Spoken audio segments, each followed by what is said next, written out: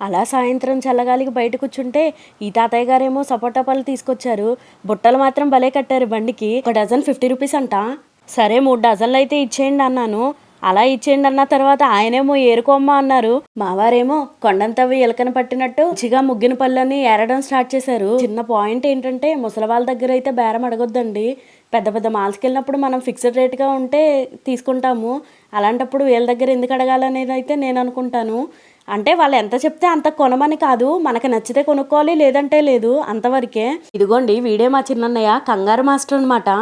ఇవి తినడం వల్ల అయితే బాడీకి చాలా బెనిఫిట్స్ ఉన్నాయన్నమాట. విటమిన్ ఏ, సి అయితే అందుతాయంట బాడీకి. ఈ సీజన్లో అయితే ఇవెవ్వరూ మిస్ అవ్వద్దండి.